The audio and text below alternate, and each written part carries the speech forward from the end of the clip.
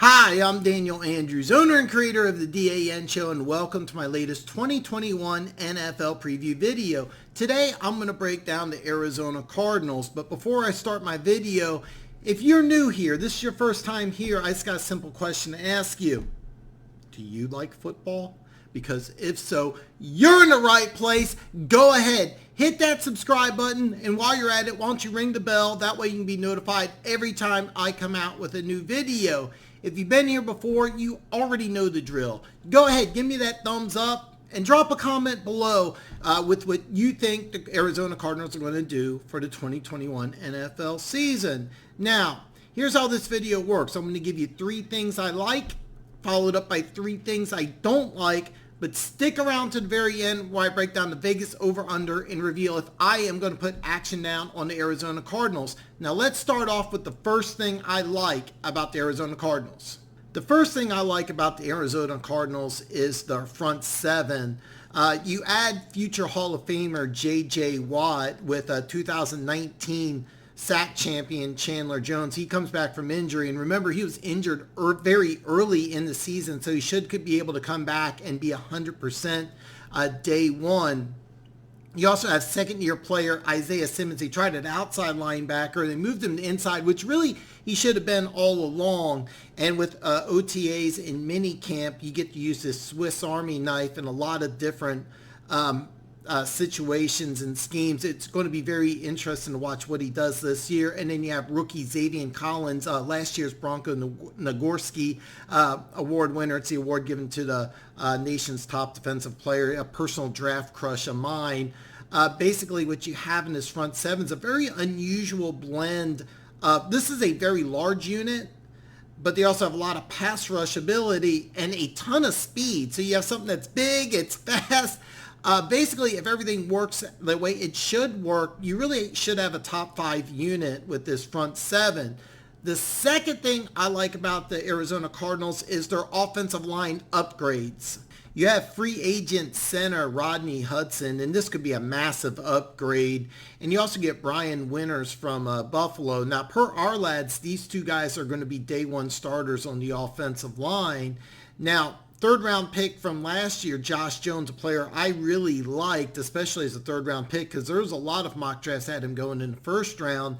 As of right now, he looks like he's going to be the swing tackle. So you have a top-notch swing tackle who I think will push for a starting spot. If he doesn't get it, you still have a good swing tackle available, plus 2 new starters on the offensive line. Now, these aren't big free agent signings that are going to headline ESPN, but they are extremely important for the third and most important thing I like about the Arizona Cardinals, and that's Kyler Murray, MVP candidate. It's actually kind of funny because last year I heard more hype about Kyler Murray being an MVP candidate than I have this year, but maybe I'm just not paying close enough attention. Now, Westgate Casino does have Kyler Murray being a 12-1 odds favorite to win MVP. The odds are only better for Patrick Mahomes, Josh Allen, and Aaron Rodgers. That's really good company to be a part of.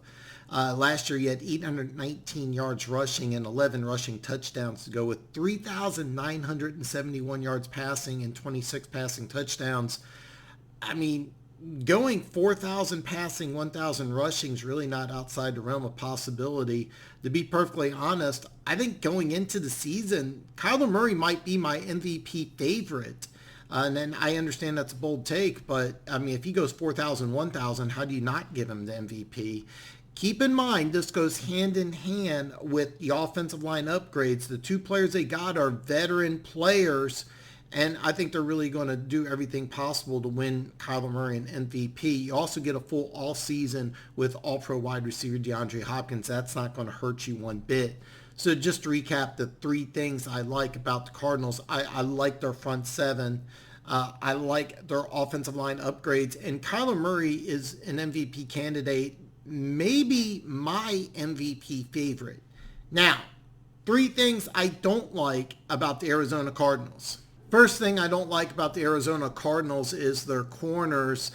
You replaced 31-year-old Patrick Peterson with 31-year-old Malcolm Butler. Now, in all fairness to Malcolm Butler, he did have that iconic Super Bowl moment that will live on forever. But when Patrick Peterson retires, he's going to go into Canton someday. And the Cardinals did sign former first rounder Darquise Dennard. And I absolutely loved Byron Murphy when he came out of Washington, but none of these guys are a number one corner. In fact, I can make a very good case that the corner position this year for the Arizona Cardinals is weaker than it was last year. And this goes hand in hand with the second thing I don't like about the Arizona Cardinals, and that is the NFC West. This division is brutal. For the Cardinals, and it's brutal because first off you have the Rams that upgraded in quarterback position by adding Matthew Stafford, but the Cardinals are the only NFL team that is in a division with 3 opponents by sports odd makers and all sports books are predicted to win a minimum of 10 games. So basically, the Arizona Cardinals are the only team in the NFL that's in a division where 3 other teams are predicted to win a minimum of 10 games. So congratulations, Cardinals. The third thing I don't like about the Arizona Cardinals is the Vance Joseph pressure.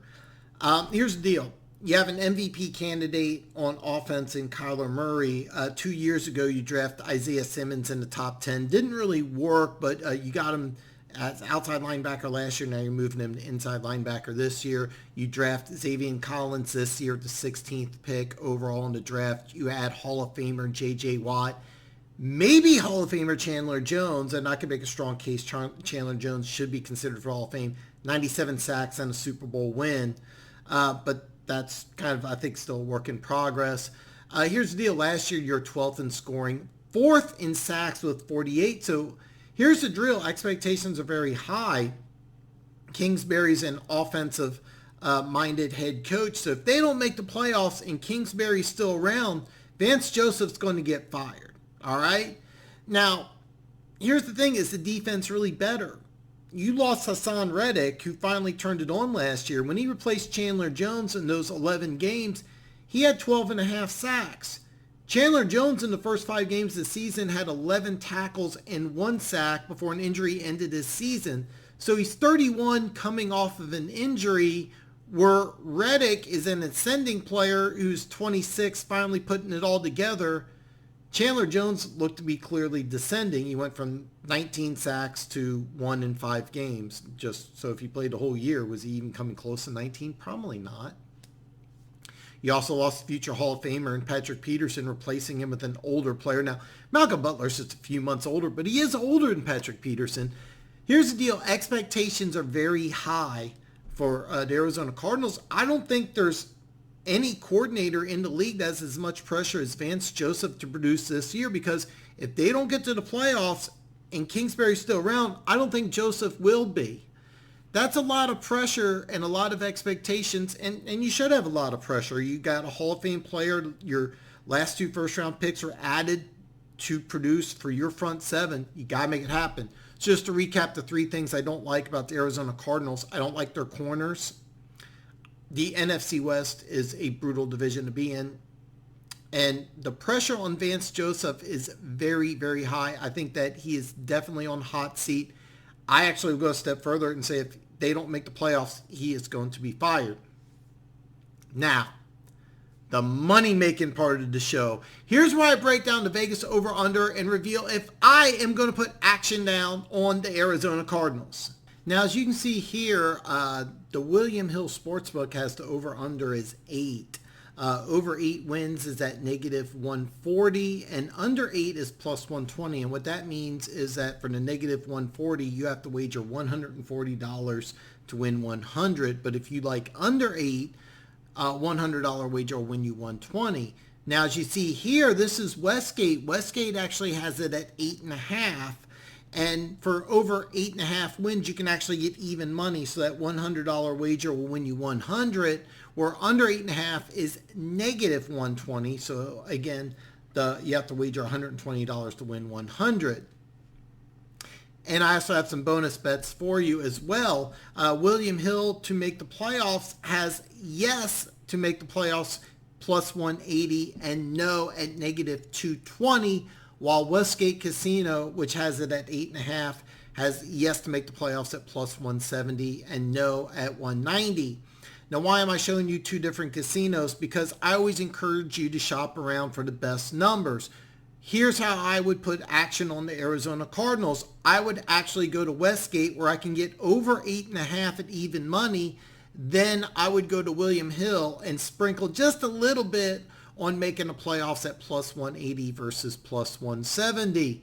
Here's the deal. I like the over, and I like the over at 8.5. I think this team will win at least 9 games this year, and especially I like 8.5 for even money. I do think this team sneaks in as a playoff team. I really believe that. So here's what I would do. I would take the better number to make the playoffs. I would shop around. I would take that plus 180, but I would use a 90-10 split.